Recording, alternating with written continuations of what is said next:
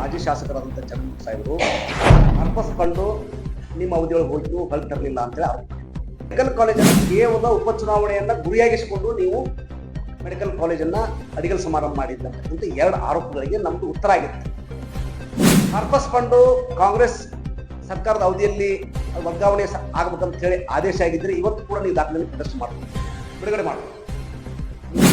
ದಾಖಲೆ ಬಿಡುಗಡೆ ಮಾಡಿಲ್ಲ. ಮತ್ತು ನಾವು ಆಲ್ರೆಡಿ ಬಿಡುಗಡೆ ಮಾಡಿ ಹೇಳಿದ್ದೀವಿ ನಿಮ್ಮ ಅವಧಿಯೊಳಗೆ ಅದು ಆಗಿದೆ ಅಂತ. ಆಮೇಲೆ ನವೆಂಬರ್ 5ನೇ ತಾರೀಕಿಗೆ ಮೆಡಿಕಲ್ ಕಾಲೇಜಿಗೆ ಅಡಿಗಲ್ ಏನು ಟೆಂಡರ್ ಆಗಿದೆ, 319 ಕೋಟಿ ರೂಪಾಯಿ ಅಡಿಗಲ್ ಇದು ಟೆಂಡರ್ ಆಗಿದೆ ಅಂತ ಹೇಳಿ ನಾವು ನಿಮಗೆ ರೆಕಾರ್ಡ್ಸ್ ಕೊಟ್ಟಿದ್ದೀವಿ. ಅದನ್ನು ಕೂಡ ಅವರು ಚುನಾವಣೆ ತಯಾರಿ ಅಂತಕೊಂಡು ಅದನ್ನು ಕೂಡ ಅವರು ಸಾಬೀತುಪಡಿಸಲಿಕ್ಕೆ ಸಾಧ್ಯ ಆಗ್ತದೆ. ಇದನ್ನು ನೇರವಾಗಿ ನಮ್ಗೆ ಉತ್ತರಿಸಬೇಕಾದಂಥವ್ರು ಇದು ಅಧಿಕೃತವಾದಂಥ ಕಾಂಗ್ರೆಸ್ ಪಕ್ಷದ ಪತ್ರಿಕಾಗೋಷ್ಠಿ ಆಗಿತ್ತದು. ಅದು ರಮೇಶ್ ಭತ್ತನ ವೈಯಕ್ತಿಕ ಪತ್ರಿಕಾಗೋಷ್ಠಿ, ಚಂದ್ರಶೇಖರ್ ರಾಠೋಡ್ ಅವರ ವೈಯಕ್ತಿಕ ಪತ್ರಿಕಾಗೋಷ್ಠಿ ಆಗಿರಲಿಲ್ಲ. ಆದ್ರೆ ಉತ್ತರ ಕೊಡಬೇಕಾದಂಥವ್ರು ಉತ್ತರದಾಯಿಗಳು, ಯಾರು ಹಿಂದೆ ಶಾಸಕರಾಗಿದ್ರು, ಯಾರು ಆರೋಪ ಮಾಡಿದ್ರು ಅವ್ರು ಉತ್ತರ ಕೊಡಬೇಕಾಗಿತ್ತು. ಅವ್ರು ಉತ್ತರ ಕೊಡಲಿಲ್ಲ. ಅವ್ರಿಗೆ ನಾನು ನೀವು ಮೊನ್ನೆ ಹೇಳಿದ್ದೆ ಪಲಾಯನವಾದಿಗಳು ಅಂತ. ಅವ್ರು ಮತ್ತೆ ಪಲಾಯನ ಮಾಡಿದ್ರು. ನಾನು ಈ ಹಿಂದೆನೂ ಕೂಡ ಯಾರೊಬ್ರು ನನ್ನ ಬಗ್ಗೆ ಹೇಳ್ತಾರ, ಈ ವಕೀಲ ಸಂಘ ಯಾರು ಮಾಡಿದ್ರಿ ಅಂತ. ನಾನು ವಕೀಲ ಸಂಘದ ಅಧ್ಯಕ್ಷನಾಗಿದ್ದು 1 ವರ್ಷದ ಅವಧಿ. ಚಂದ್ರಶೇಖರ್ ರಾಠೋಡ್ ಅವರು ನಾವು ಜೊತೆ ಕೆಲಸ ಮಾಡಿದ್ದು 1 ವರ್ಷದ ಅವಧಿ. ಅದು ಹೆಜ್ಜೆ ಗುರುತಿದೆ ನಮ್ಮದಲ್ಲಿ, ಹೆಜ್ಜೆ ಗುರುತು ಬಿಟ್ಟಿದ್ದೀವಿ ನಾವು ಅಲ್ಲಿ. 35 ವರ್ಷಗಳ ಕಾಲ ವಕೀಲ ಸಂಘದಲ್ಲಿ ಆಗದೇ ಇರೋ ಕೆಲಸವನ್ನು ಮಾಡಿ ತೋರಿಸಿದೀವಿ.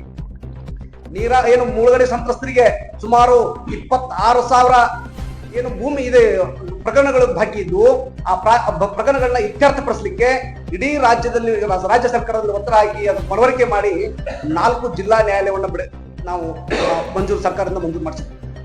18 ಕೋಟಿ ರೂಪಾಯಿ ಸ್ಯಾಂಕ್ಷನ್ ಮಾಡಿಸಿ ಒಂದು ಬಿಲ್ಡಿಂಗ್ ಅನ್ನ ಸ್ಯಾಂಕ್ಷನ್ ಮಾಡಿಸಿದೀವಿ. ಬಿಲ್ಡಿಂಗ್ ಬಿದ್ದು ಹೊರಟಿದೆ. ಇವರು ಸುಮಾರು 4 ವರ್ಷದ ಅವಧಿಗೆ ಯಾಕಂದ್ರೆ ಮತ್ತೊಂದು ನಾನು ಕ್ಷಮೆ ಕೇಳ್ತೀನಿ. ಯಾಕಂದ್ರೆ ವಕೀಲ ಸಂಘದಲ್ಲಿ ರಾಜಕಾರಣವನ್ನು ಬೆರೆಸಬಾರ್ದು ಅನ್ನೋದ್ರ ಬಗ್ಗೆ ಫಸ್ಟ್ ಅವ್ರು ಅರ್ಥೈಸ್ಕೋಬೇಕು. ಯಾರು ನಮ್ಮ ಮೇಲೆ ವಕೀಲ ಸಂಘವನ್ನ ತಂದು ಈ ರಾಜಕಾರಣಕ್ಕೆ ತಂದಿದಾರಲ್ಲ, ಅವ್ರ ಮೇಲೆ ಮೊದಲು ಅವರು ವಕೀಲ ಸಂಘವನ್ನು ರಾಜಕಾರಣಕ್ಕೆ ಬೆರೆಸುವುದನ್ನ ಮೊದಲು ಅವರು ಕೈ ಬಿಡಬೇಕು. ಆಮೇಲೆ ವಕೀಲ ಸಂಘ ಅವ್ರ ಮೇಲೆ ಶಿಸ್ತು ಕ್ರಮ ಜರುಗಿಸಬೇಕು.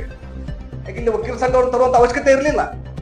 ಅವರು ವಕೀಲ ಸಂಘವನ್ನು ತಂದಿದ್ದಾರೆ, ಹಾಗಾಗಿ ನಾವು ಉತ್ತರ ಕೊಡಬೇಕಾಗಿದೆ. ವಕೀಲ ಸಂಘದ ಗೌರವಾನ್ವಿತ ಸದಸ್ಯರಿಗೆ ನಾನು ಏನ್ ಕೆಲಸ ಮಾಡಿದ್ದೀನಿ ಅಂತಕ್ಕಂಥದ್ದು ವಕೀಲ ಸಂಘದಲ್ಲಿ ಗೊತ್ತಿದೆ. ಹಾಗಾಗಿ ಅದ್ರ ಬಗ್ಗೆ ನಾನು ಇಷ್ಟೇ ಅವ್ರಿಗೆ ಹೇಳಿಕೆ ಇಚ್ಛೆ ಪಡ್ತೇನೆ. ಮತ್ತೊಂದು, ಅವ್ರು ಬಿಟಿಡಿಯ ಸದಸ್ಯರಾಗಿದ್ರು. ಯಾವ ಸಮುದಾಯದ ಪ್ರತಿನಿಧಿಯಾಗಿ ಸರ್ಕಾರ ಅವರನ್ನ ಬಿಟಿಡಿಯ ಸದಸ್ಯರನ್ನಾಗಿ ನೇಮಕ ಮಾಡಿದ್ದು, ಅದೇ ಸಮುದಾಯಕ್ಕೆ ಇವರು ಎಷ್ಟು ಅನ್ಯಾಯ ಮಾಡಿದ್ದಾರೆ, ಎಷ್ಟು ಜನರಿಗೆ ಅವರು ವಂಚನೆ ಮಾಡಿದ್ದಾರೆ ಅನ್ನೋದನ್ನ ನಾನು ಬರುವ ದಿನಮಾನಗಳಲ್ಲಿ ದಾಖಲೆ ಸಹಿತ ಬಿಡುಗಡೆ ಮಾಡ್ತೇನೆ. ಯಾಕಂತ ಹೇಳಿದ್ರೆ ಇದೇ ಶಿವಾನಂದ ಟವಳಿ, ಈಗ ಹೇಳ್ತೀನಿ ನಾನು, ಆ ವ್ಯಕ್ತಿ ನನಗೆ ಒಂಟಕ್ಷಣ ಮಾತಾಡಿದ್ದಾರೆ. ಬಟ್ ಅದು ಅವ್ರ ಸಂಸ್ಕಾರ, ಅದು ನಮ್ಮ ಸಂಸ್ಕಾರ ಹಾಗೆ ಅಲ್ಲ. ಹಾಗಾಗಿ ಶಿವಾನಂದ ಟವಳಿ ಅವರಿಗೆ ಹೇಳಿಕೆ ಇಚ್ಛೆ ಪಡ್ತೇನೆ. ಶಿವಾನಂದ ಟವಳಿ ಅವರೇ, ನೀವು ಯಾರಿಗೆ ಅನ್ಯಾಯ ಮಾಡಿದ್ರಿ, ಯಾವೊಬ್ಬ ಮುದುಕಿ ನನ್ನ ಹತ್ರ ಬಂದು 2 ಲಕ್ಷ ರೂಪಾಯಿ ನನ್ನ ಹಕ್ಕುಪತ್ರ ಕೊಡ್ಲಿಕ್ಕೆ ನನಗೆ ಕೊಡ್ಬೇಕು, ನನಗೆ ಕೊಡ್ಬೇಕಂತ ಹಕ್ಕುಪತ್ರವನ್ನ ನಾನು ಕೊಡ್ಲಿಕ್ಕೆ ಕೊಡ್ತಾ ಇಲ್ಲ ಅವರು ಅಂತ ಹೇಳಿದ್ರೆ ನನ್ನ ಹತ್ರ ಆರೋಪ ಮಾಡಿ ಬಂದಿಲ್ಲ. ನಿಮ್ಮ ಮಾಜಿ ಶಾಸಕರಿಗೆ ಕಳಿಸ್ಕೊಟ್ಟಿದ್ದೆ, ನೀವು ಹೋಗಿ ಚೇರ್ಮನ್ರಿಗೆ ಹೇಳ್ರಿ, ಅವ್ರು ಏನಾದ್ರು ಕೆಲಸ ಮಾಡಲ್ಲ ನಾನು ಮಾಡಿಕೊಡ್ತೇನೆ ಅಂತ ಹೇಳಿ. ಕೇವಲ ಬರೀ ನನ್ನ ಹತ್ರ ಬಂದು ಹೋಗಿದ್ದಕ್ಕೆ ಆ ಮುಖ್ಯ ಕೆಲಸ ಮಾಡಿಕೊಟ್ಟಿದ್ದೀನಿ. ನಿಮ್ಗೆ ಧನ್ಯವಾದ ಸಲ್ಲಿಸ್ತೇನೆ. ಪ್ರತಿ ದಿವಸ 12 ಲಕ್ಷ ರೂಪಾಯಿಯನ್ನ ನೀವು ಬಿಟಿಡಿಯಲ್ಲಿ ಸಂಗ್ರಹಿಸ್ತಿದ್ರಿ, ನೀವು ಹಂಚ್ಕೊಳ್ತಿದ್ರಿ.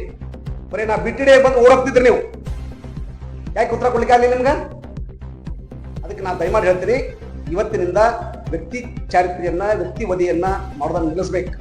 ಈ ನಿಮ್ಮ ಧಮಕಿ, ಈ ನಿಮ್ಮ ಗುಂಡಾಗಿರಿಗಳಿಗೆ ನನಗೆಲ್ಲಾ ರೀತಿಯ ಉತ್ತರ ಕೊಡೋದು ಗೊತ್ತಿದೆ. ಸನ್ಮಾನ್ಯ ಚರಿತ್ರೆ ಮತ್ತು ನಿಮ್ಮನ್ನು ಬಳಕೆ ಮಾಡೋ ವಿಚಾರ ನನಗೆ ಗೊತ್ತಿದೆ. ಇದಕ್ಕೆಲ್ಲದಕ್ಕೂ ಹೆದರುವ ರಾಜಕಾರಣ ಮಾಡ್ತಕ್ಕಂಥವನ್ನಲ್ಲ. ನೀನು ಹೇಳಿದೀಯ 2009-10ರಲ್ಲಿ ರಮೇಶ್ ಬದ್ನೂರವರು ಬಿಜೆಪಿ ಪಕ್ಷದ ಯುವ ಘಟಕರಾಗ್ಲಿಕ್ಕೆ ಬಂದು ಕಾಲ್ ಬಿದ್ದಿದ್ರು ಅಂತೇಳಿ. ನಾನು 2009-10ರಲ್ಲಿ ನಾನು ಎಲ್ಲಿದ್ದೆ ಅಂತ ಹೇಳಿ ಇನ್ನೊಂದು ಸಾರಿ ವಿಚಾರ ಮಾಡು. ನಾನು ಇನ್ನೂ ಧಾರವಾಡದಲ್ಲಿದ್ದೆ. ನಮ್ಮ ಗುರುಗಳು ಬಾಜು ಇದ್ದಾರೆ. ನನ್ನ ಬಾಗಲಕೋಟೆಗೆ ಬರ್ಲಿಕ್ಕೆ ಪ್ರೇರಣೆ ಮಾಡಿದಂಥವು. ನೀನು ಬಾಗಲಕೋಟೆ ಬಂದು ಹೋರಾಟ ಮಾಡಬೇಕು, ಇಲ್ಲೇನ್ ಮಾಡ್ತೀವಿ ಧಾರವಾಡ ಜಿಲ್ಲೆಯಲ್ಲಿ ಅಂತ ಹೇಳಿ ಅವರ ಮಾರ್ಗದರ್ಶನದಂತೆ ಇವತ್ತು ನಾನು ಬಾಗಲಕೋಟೆ ಬಂದಿದ್ದೇನೆ. ಸುಮಾರು 2016ರಿಂದ ಬಾಗಲಕೋಟೆ ಬರ್ಲಿಕ್ಕೆ ಪ್ರಾರಂಭ ಮಾಡಿದ್ದೇನೆ. 2014ರಲ್ಲಿ ಅಲ್ಲಿಂದ ನಾನು ಮೆಡಿಕಲ್ ಕಾಲೇಜ್ ಇಶ್ಯೂ ಸ್ಟಾರ್ಟ್ ಮಾಡಿದೆವು. ನೀವು ಅರ್ಥ ಮಾಡ್ಕೋಬೇಕು. ದಯಮಾಡಿ ಯಾವುದೇ ಕಾರಣಕ್ಕೂ ಇನ್ನೊಬ್ಬ ವ್ಯಕ್ತಿ ಬಗ್ಗೆ ಮಾತಾಡ್ಬೇಕಾದಾಗ ಭಾಳ ಅರ್ಥೈಸ್ಕೊಂಡು ಮಾತಾಡ್ಬೇಕು. ಆಮೇಲೆ ಗೊತ್ತಿರಲಿ, ನೀವು ಈಗ ಹೇಳ್ತಿರಲ್ಲ, ನೀವೇ ಅದೇ ಚರತಿ ಮಟ್ಟರಿಗೆ ಮೋಸ ಮಾಡಿದ್ರಿ. ನಿಮ್ಮನ್ನ ಅವರು ಚಿಮಾರಿ ಹಾಕಿದ್ರು.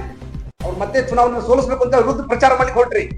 ಇವತ್ತು ಮತ್ತೆ ನೀವು ಅವ್ರು ರಕ್ಷಣೆ ಪಡ್ಕೊಳ್ಳಿಕ್ಕೆ ನಮ್ಮ ಮೇಲೆ ಸುಳ್ಳು ಆರೋಪ ಮಾಡಿ, ಮಿಥ್ಯ ಆರೋಪ ಮಾಡಿ ನೀವು ರಕ್ಷಣೆ ಪಡ್ಕೊಳ್ಳಿಕ್ಕೆ ಈ ಒಂದು ಪತ್ರಿಕಾಗೋಷ್ಠಿಯನ್ನು ಮಾಡ್ಕೊಂಡಿದ್ದೀರಿ ಅಂತ ಹೇಳಿ ನಾನು ಭಾವಿಸಿದ್ದೀನಿ. ಆ ಪತ್ರಿಕಾಗೋಷ್ಠಿ ಕೇವಲ ನಿಮ್ಮ ರಕ್ಷಣೆಗೋಸ್ಕರ, ನಿಮ್ಮ ವೈಯಕ್ತಿಕ ರಕ್ಷಣೆಗೋಸ್ಕರ ಅಂತ ನೀವು ಪತ್ರಿಕಾಗೋಷ್ಠಿ ಮಾಡಿದ್ರೆ ನಿಮ್ಮ ಅಧಿಕೃತವಾಗಿ ಬಿಜೆಪಿ ಪಕ್ಷದ ಪತ್ರಿಕಾಗೋಷ್ಠಿ ಅಲ್ಲ. ಹಾಗಾಗಿ ಇನ್ಮೇಲೆ ಮಾತಾಡಬೇಕಾದಾಗ ಬಹಳ ಎಚ್ಚರಿಕೆಯಿಂದ, ಎಲ್ಲ ಮೈಯೆಲ್ಲ ಹುಷಾರಾಗಿ ನೀವು ನಮ್ಮ ಜೊತೆ ಮಾತಾಡಬೇಕು ಅಂತ ಹೇಳಿ ಈ ಸಂದರ್ಭದಲ್ಲಿ ಅವರಿಗೆ ಹೆಸರು ಕೊಡ್ಲಿಕ್ಕೆ ಇಷ್ಟಪಡ್ತೀನಿ.